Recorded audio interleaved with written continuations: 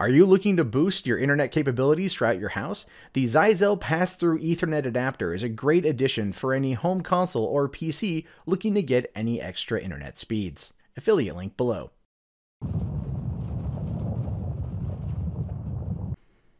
Hey, what's going on, everybody? My name is Matt Jarbo. This is 3 Buck Theater, and I don't know about you, but I am not 100% sold on going to see Transformers The Last Night in a couple weeks. I had so much trouble getting through Age of Extinction, mostly because of the writing. It was horrible. Absolutely horrible.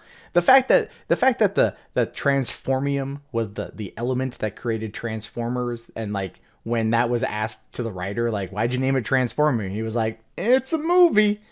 Like, I understand from an audience perspective going, and when it comes to movie logic, that's a movie. But when you're the writer, you should at least be like, well, this is why I was thinking this.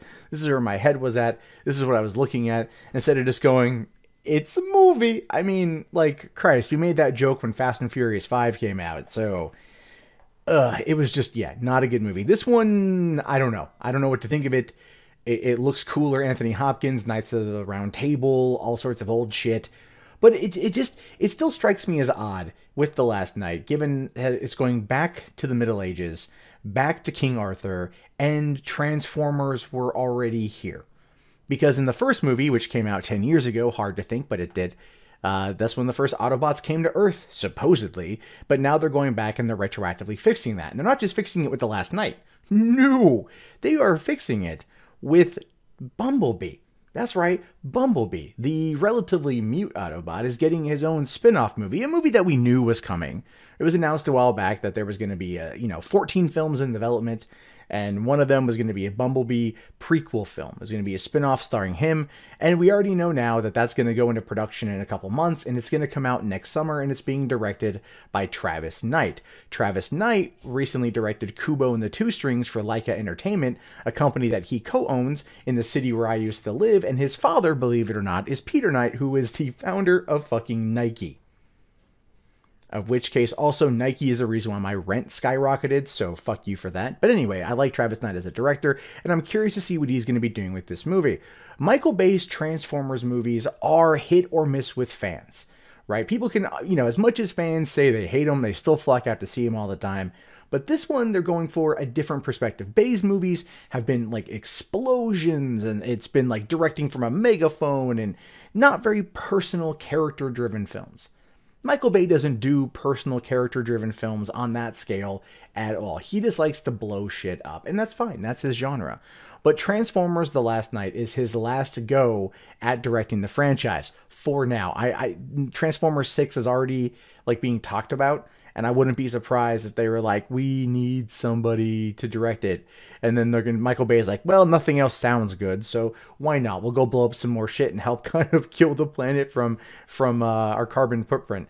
But the point I'm trying to get through here is that Bumblebee is being set in the 1980s, and it's definitely going to be more family-friendly, I think. They're going to be aiming more for family-friendly stuff. It's probably going to have a lot of references to stuff from the 80s. Now that kind of referencing things from the 80s is in vogue due to the fact that it was like 30 years ago. So to a lot of people, it's nostalgia, right? Because like I'm 35. I was born in 1982. If someone pulls out a Teddy Ruxpin, I'll be like, Teddy Ruxpin. If someone pulls out like an old school Transformers toy, I'll be like, Transformers. Same with like Teenage Mutant Ninja Turtles. Okay, but it's all about how it's being handled, and Travis Knight is a good director, and so it all really boils down to the script. Is the script going to be good in order to convey this level of emotion, of this kind of character-driven piece? I don't know. The woman who wrote the screenplay is named Christina Hodgson, and the last movie she wrote actually just came out in theaters a couple weeks ago that no one saw, called Unforgettable with Rosario Dawson and Katherine Heigl, where the high point of that trailer was basically watching Katherine Heigl finger blast herself while looking at a computer. Not knocking it. Preferred more of that scene. But the point I'm trying to get through here is that like she's more of a thriller writer. Her previous feature was called The Shut-In with Naomi Watts, also a thriller. And here she's going from 2 thriller or erotic thriller films to a kids movie. Not to say it can't happen, but I haven't seen anything of her writing to really kind of tell me that it's going to be considered okay.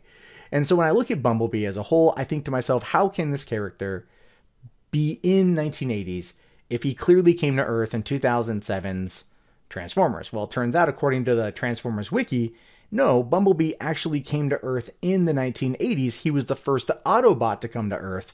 And then he was waiting around for like 20 years for Optimus Prime to show up. And still, in 20 years, never learned to speak English. I mean, not to say that's not uncommon. I've known people that have been here for like a long time, never learned to speak English from their home country. So it's still, what I'm trying to get to here is that you can tell that Paramount is trying to go back, scale it back in order to make themselves have a whole new canon, right? They're going to basically try to do to Transformers what 20th Century Fox is doing to X-Men. They're going back in time as a way to kind of rewrite the future, meaning there's going to probably be some harebrained time travel plot somewhere down the road that's going to allow them to completely eviscerate the entire Sam Witwicky family timeline, and then bring back in Optimus Prime and Megatron and have them battle it out again. Because keep in mind, there are apparently 14 films in development right now for Transformers, and Paramount needs this to be a win. They need these to be successful because they're not making a lot of money elsewhere. And so we'll have to wait and see what happens. These movies usually do a lot of money. I'm hoping this one is better. I'm hoping. I'm going to probably go fucking see it because it's Transformers and I gotta. So that's just, again, I understand why people watch it, even though the movies haven't been very good. But what do you guys think about this? Do you think Bumblebee spin-off movie in the 1980s will work? Do you think it's a pointless cash grab? Do you think this is going to fail and completely kill the Transformers franchise? These are things I want to know. Go ahead and let me know down in the comments.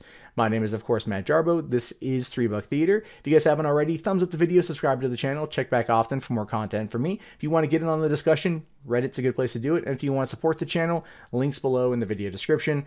I will talk to you guys later. Have yourself a fantastic one. Peace out.